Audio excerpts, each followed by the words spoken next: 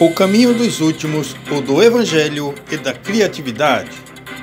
O Papa Francisco se encontrou na manhã deste sábado na grande sala Paulo VI, no Vaticano, com mais de 1.000 pessoas, incluindo muitos jovens, representantes da Caritas Diocesana, cerca de 218 em toda a Itália, e da Caritas Italiana, que comemora 50 anos de fundação.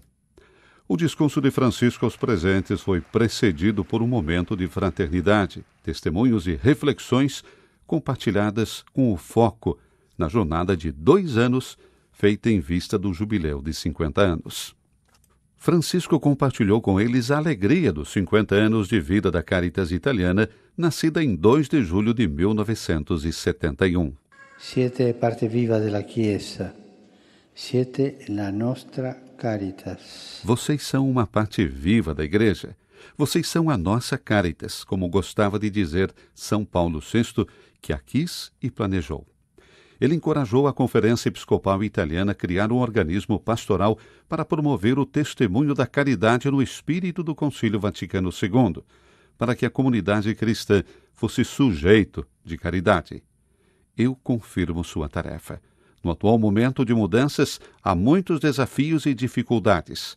Há cada vez mais rostos dos pobres e situações complexas no território.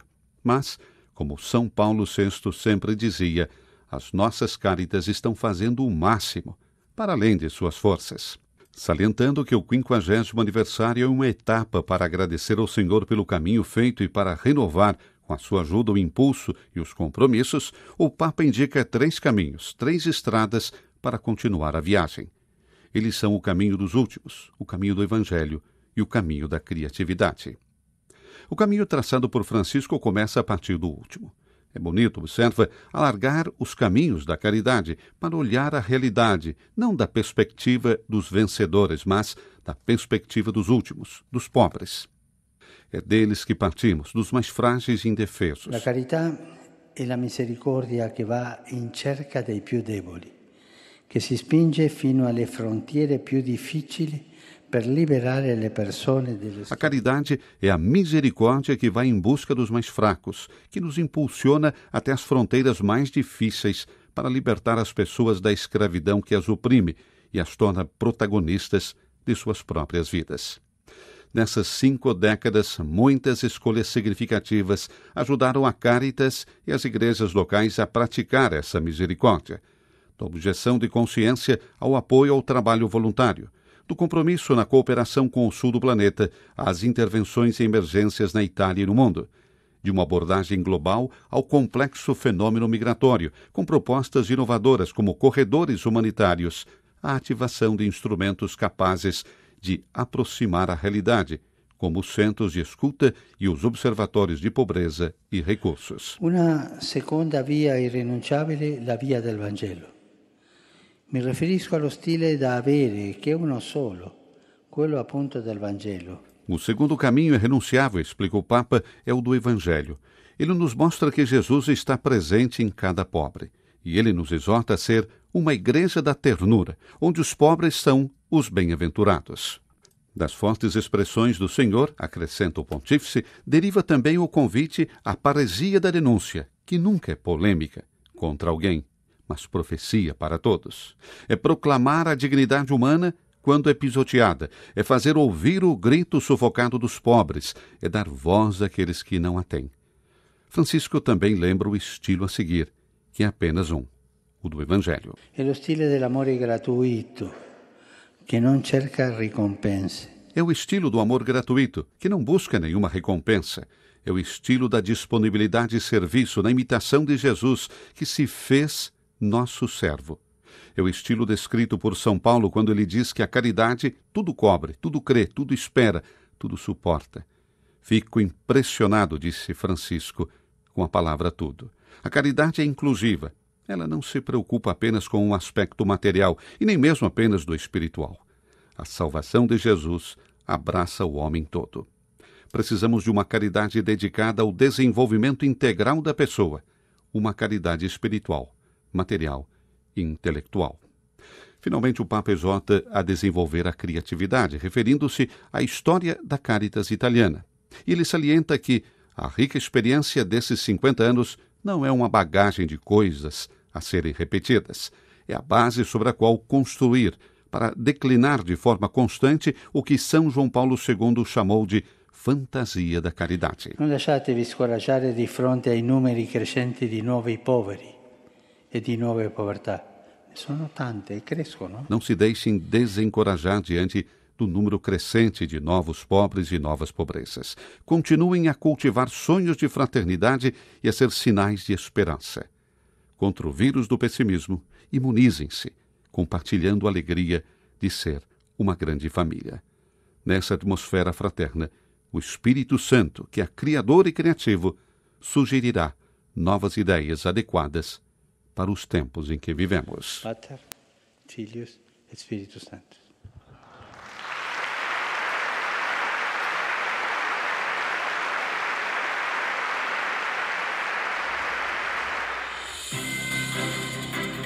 A festa de São João Batista no santuário do seu nascimento. São João no deserto. O nome deriva da passagem evangélica que narra o nascimento de João Batista. O menino crescia e se fortalecia em espírito. Ele viveu em regiões desertas até o dia da sua manifestação a Israel. Local de beleza genuína, preserva a riqueza de tradições centenárias. O som da água flui incessantemente da fonte que constitui o centro do assentamento monástico. Esse som vem de uma fonte chamada Ein Kamis e lembra a história de um eremita. Propriamente traduzida, significa a fonte do eremita.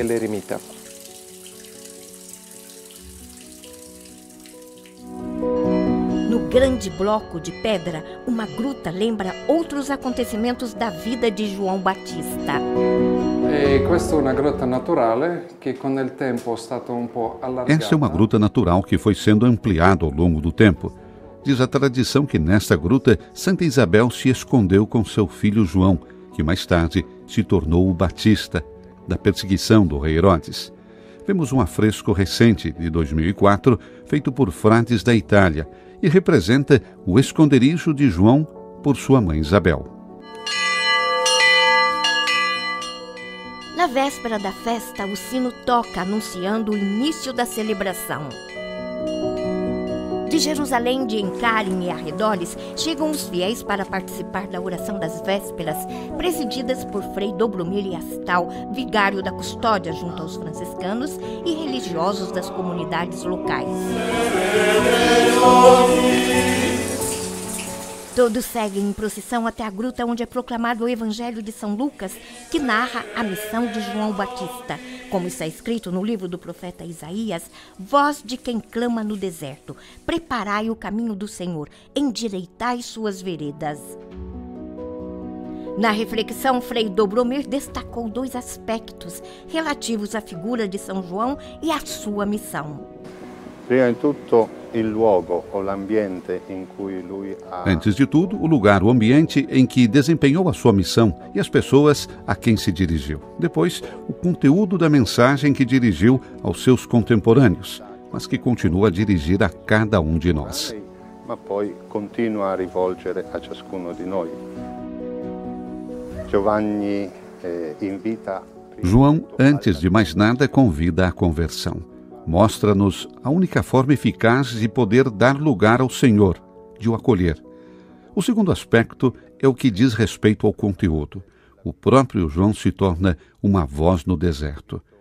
Preparai o caminho para o Senhor. Esse convite a preparar o caminho para o Senhor não significa fazer uma ação que facilite a passagem do Senhor ao nosso lado, mas significa comprometer-nos espiritualmente, no coração, para preparar o lugar para acolher o Senhor, para não deixá-lo passar, mas para recebê-lo dentro de nós, em nossa vida e em nossa existência. Accoglierlo nella nostra vita e nella nostra esistenza. E Frei Dobromir tem um forte vínculo com este local situado longe da cidade. Hoje não é mais considerado um deserto, porque ao seu redor há uma vegetação abundante. Quem vem aqui pode afastar-se não só do ruído da cidade, mas também de todas as preocupações, dos fardos, para se abrir à escuta da palavra de Deus, ao que esta palavra quer comunicar a cada um de nós, diz o vigário. No dia da solenidade, quinta-feira, 24 de junho, a missa foi celebrada na Igreja da Natividade de São João, no lugar indicado como Casa de Zacarias. Em 1485, os franciscanos descobriram a capela da Natividade do Batista. Na homilia, Frei Dobromir convidou todos a mergulharem no mistério da vida de São João. O texto de Isaías fala-nos do sentido e da natureza confiada a quem recebe do Senhor um nome, um chamado e uma revelação. Circunstâncias que se adaptam bem a São João Batista. Ele é aquele que levará a salvação de Deus até os confins da terra e anunciará aquele que tira os pecados do mundo. In sanctitate